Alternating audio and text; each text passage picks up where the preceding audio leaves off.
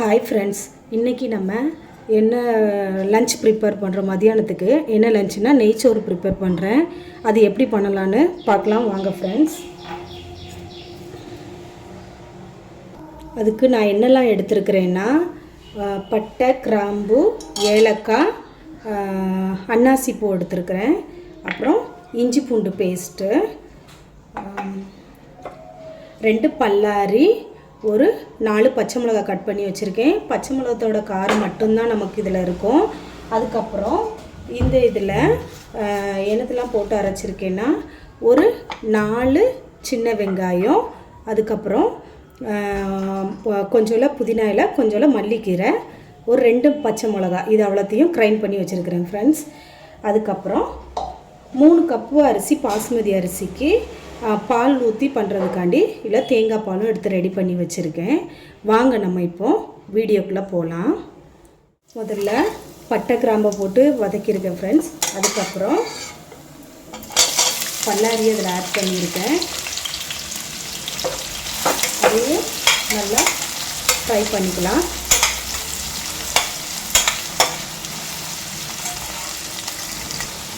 பாருங்கள் friends, onion வந்து ready ஆகிக்கிட்டு இருக்கு.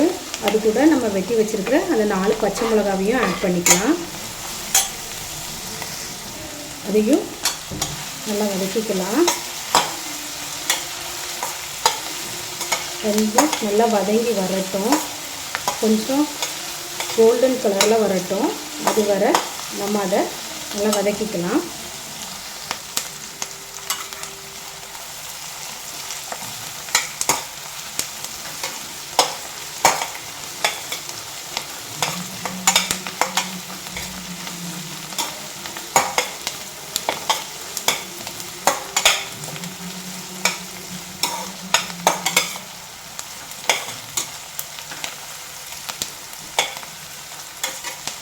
கொஞ்சம் கலர் மாறுற வர நல்லா நம்ம வதக்கிக்கலாம். இதை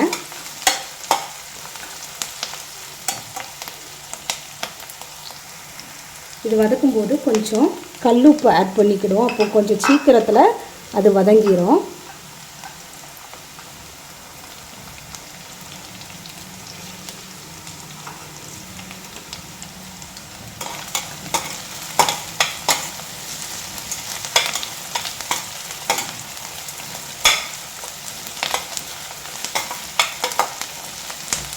இப்போ இது வதங்கிட்டு இருக்கிற டைமில் நம்ம கொஞ்சம் இது கூட இஞ்சி பூண்டு பேஸ்ட்டை ஆட் பண்ணிக்கலாம்.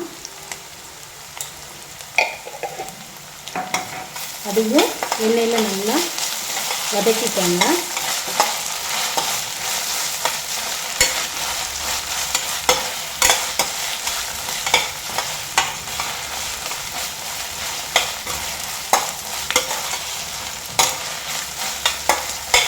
இது அந்த பச்சை வாசனை போகிற வரை நல்லா வதக்கிக்கோங்க.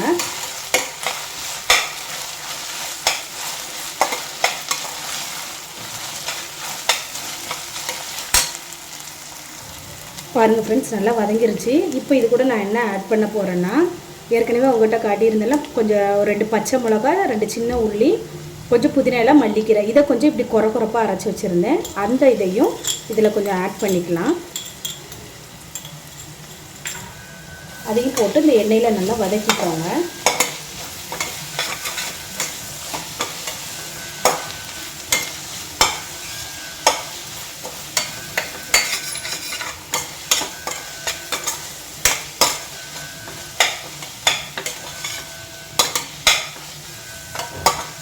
கொஞ்சம் அந்த பச்சை வாசனை போகிற வரை நல்லா வதக்கிக்கோங்க.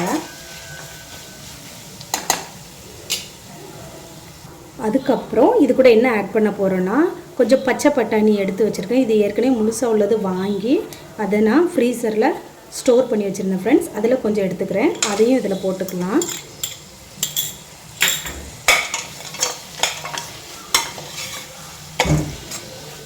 கீ ரைஸ் பொதுவாக ப்ளெயினாக தான் இருக்கும். அது கூட எதுவுமே ஆட் பண்ண மாட்டாங்க. நம்ம கொஞ்சம் சின்ன பொங்கலுக்காண்டி செய்கிறதுனால கொஞ்சம் எங்கள் ஊரில் நல்லா மழையாகவும் இருக்குது. அதனால் கொஞ்சம் வித்தியாசமாக பண்ணலாம் அப்படிங்கிறதுக்காண்டி இதெல்லாம் கொஞ்சம் க்ரன்ச்சியாகவும் இருக்கும், நல்லாயிருக்கும். பசங்க இப்போ வெஜிடபிள்ஸ் சாப்பிடாதவங்களும் இப்போ இதில் நம்ம அவங்களுக்கு பிடிச்ச சாப்பாட்டில் நம்ம செஞ்சு கொடுக்கும்போது அவங்க இன்னும் விரும்பி சாப்பிடுவாங்க இல்லையா. அதனால தான் நான் இதில் அந்த க்ரீன் பீஸையும் கொஞ்சம் சேர்த்துருக்கேன், பச்சை பட்டாணியும் ஆட் பண்ணியிருக்கேன்.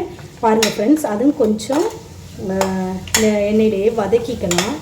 இப்போ இது கூட தேங்காய் பால் எடுத்துருந்தேன்ல ஃப்ரெண்ட்ஸ், 3 கப்பு அரிசி நான் பாஸ்மதி ரைஸ் வந்து கோரை போட்டு எடுத்து வச்சுருக்கேன். அதுக்கு 1 கப் அரிசிக்கு 1.5 கப்பு ரேஷியோ வச்சு நம்ம ஊற்றிக்கலாம் பாலை, தேங்காய் பாலை. பாருங்கள்,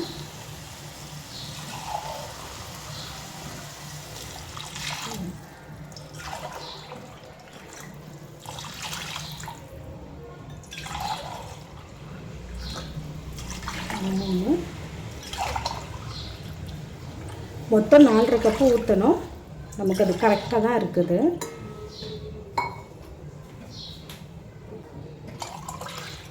இதையும் நம்ம இதில் ஊற்றிக்கலாம். இப்போ எல்லாம் சேர்த்து மிக்ஸ் பண்ணிக்கலாம். நல்லா புதினா கீரை நல்லா ஃப்ளேவராகவும் இருக்கும். புதினா கீரையும் மல்லிக்கீரையும் அது நல்லா சத்து வேறு. அதனால் பாருங்கள் ஃப்ரெண்ட்ஸ், நல்லா கலர்ஃபுல்லாக இருக்குல்ல. இந்த மாதிரி நீங்களும் வீட்டில் செய்யுங்க. அதுக்கப்புறம் இப்போ கொஞ்சம் அந்த பால் வந்து சூடாகி வரட்டும். இப்போது அதுக்கு கொஞ்சம் தேவையான அளவு உப்பு ஆட் பண்ணிக்கலாம்.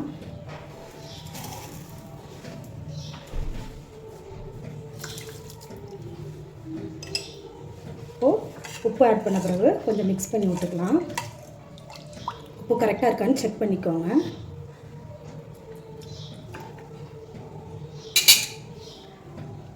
தேங்காய் பால் ரொம்ப கொதிக்கவும் விட வேண்டாம் ஃப்ரெண்ட்ஸ். ஏன்னா ரொம்ப கொதித்து வரும்போது அது அப்படி பிரிஞ்சு வந்த மாதிரி வரும், தெரிஞ்ச மாதிரி ஆயிரும். அதனால் கொஞ்சம் நார்மலாக அது கொஞ்சம் ஹீட் ஆகிற வரை நம்ம அதை பார்த்துக்கலாம்.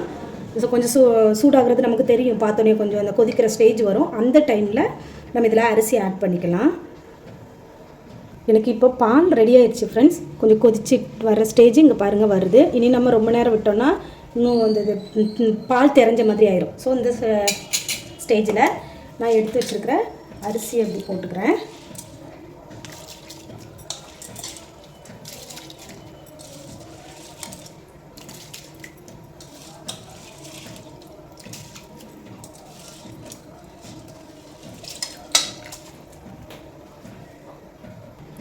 இப்போ அரிசியை போட்டாச்சு ஃப்ரெண்ட்ஸ்.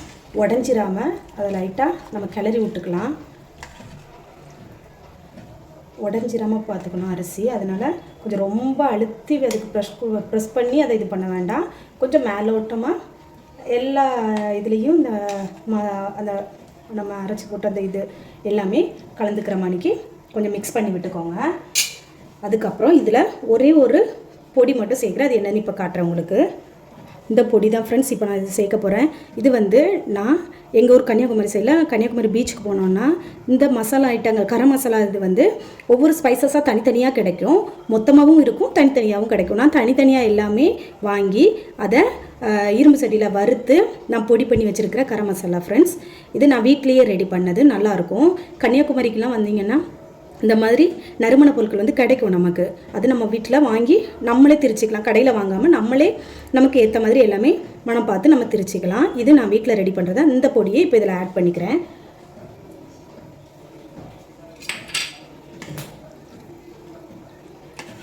இது நான் வாசனைக்காக ஆட் பண்ணியிருக்கிறேன் ஃப்ரெண்ட்ஸ். டேஸ்ட்டும் நல்லாயிருக்கும். இது இன்னும் அந்த ஸ்பைசஸை வந்து நம்ம ஆயில் எதுவுமே ஆட் பண்ணாமல் இரும்பு சட்டியில் வறுத்து நம்ம திரிக்கும்போது இது இன்னும் மனம் நல்லா இருக்கும். கன்னியாகுமரி போனீங்கன்னா எல்லா வகை ஸ்பைசஸ் ஐட்டங்களுமே கிடைக்கும். ஸ்வீட்ஸ் ஐட்டம், நம்ம 90s கிட்ஸ் பழைய காலத்தில் நம்ம சாப்பிட்ட எல்லாமே, அந்த பேப்பர் அப்பளம், எள்ளு உருண்டை, கடலை மிட்டாயி, பொரி, இந்த மாதிரி ஐட்டங்கள் எல்லாமே அங்கே கிடைக்கும் ஃப்ரெண்ட்ஸ். அங்கே வரும்போது பாருங்கள், வந்தால் வாங்கிக்கோங்க எல்லோரும். இப்போ நான் இதை ஆட் பண்ணிட்டேன். இப்போ நம்ம அப்புறம் ஃப்ரெண்ட்ஸ் இதில் நான் ஒரு இலை சேர்க்க போகிறேன். இந்த இலை என்னென்னா ரம்பா இலைன்னு சொல்லுவாங்க எங்கள் கன்னியாகுமரி சைடில். இது ரம்பா இலை. நான்வெஜ் ஐட்டங்கள் எல்லாத்துக்குமே, கல்யாண வீடுகளாக இருக்கட்டும், எல்லா இதுலேயுமே இந்த இலை ஆட் பண்ணுவாங்க. இது போடும்போது இன்னும் மனம் எக்ஸ்ட்ரானரியாக இருக்கும், செமையாக இருக்கும் மனம். அந்த சமைச்சு முடிச்சுட்டு அந்த குக்கரை திறக்கும் போது இந்த ரம்பா இலை வாசனை சூப்பராக இருக்கும். இப்போவுமே நார்மலாக நம்ம இப்படி பிச்சிட்டு அதை ஸ்மெல் பண்ணி பாருங்கள், வேறு லெவல் அந்த ஸ்மெல்லு. அதை நான் இப்படி ஒரு நாட் போட்டு ஒரு சொட்டை போட்டு இதுக்குள்ளே போட்டுடுறேன். இப்போது இது ஒரு கிளறிக்கலாம். அரிசி உடஞ்சிராமல் பக்குவமாக கிளறி விடுங்க ஃப்ரெண்ட்ஸ். பாருங்கள், பால் நல்லா கொதித்து நல்லா சூடாயிட்டு ஆவி பறக்கிறது உங்களுக்கு தெரியுதா என்னன்னு எனக்கு தெரியல. நல்லா இதாக இருக்குது. இப்போ குக்கரை க்ளோஸ் பண்ணுறதுக்கு முன்னே லைட்டாக லாஸ்ட்டு உப்பு டேஸ்ட் பார்த்துக்கலாம். நம்ம உப்பு இல்லை, இதெல்லாம் கரெக்டாக இருக்குது. நம்ம இதில் போடுற அந்த மிளகாய் காரம் மட்டும்தான், சின்னவங்களுக்குலாம் ப்ராப்ளமே இல்லை. இந்த மிளகாய் இது போதுமானதாக இருக்கும். இப்போ நம்ம இதை க்ளோஸ் பண்ணி வச்சிடலாம். வச்சுட்டு ஒரு விசில் போதும் ஃப்ரெண்ட்ஸ். ஒரு விசில் வந்தோடனே நம்ம அடுப்பை ஆஃப் பண்ணிக்கலாம். இப்போ இது ரெடியானோடனே உங்களுக்கு நான் காட்டுறேன் ஃப்ரெண்ட்ஸ். இப்போ ஒரு விசில் வந்துருச்சு குக்கரில். இனி நம்ம அடுப்பை ஆஃப் பண்ணிக்கலாம். நல்லா மனம் ஃப்ரெண்ட்ஸ். கொஞ்சம் இந்த ஸ்டீம் போகட்டும். அந்த ஸ்டீம் போகிற வரை கொஞ்சம் சாப்பாடு இருக்கட்டும். இந்த ஸ்டீம் போனதுக்கப்புறம், இந்த ஆவிலாம் போனதுக்கப்புறம் நான் திறந்து காட்டுறேன். அப்போ எப்படி இருக்குன்னு பார்க்கலாம். ஓகேவா ஃப்ரெண்ட்ஸ்? போயிருச்சு. இப்போ நம்ம இதை ஓப்பன் பண்ணி பார்க்கலாம், எப்படி இருக்குன்னு பார்ப்போம்.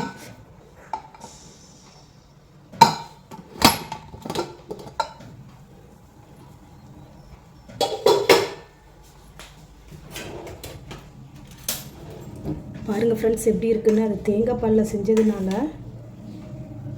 அப்படி மேலே அந்த தேங்காய் பால் எல்லாம் அப்படியே இதாகி அப்படியே இருக்குது.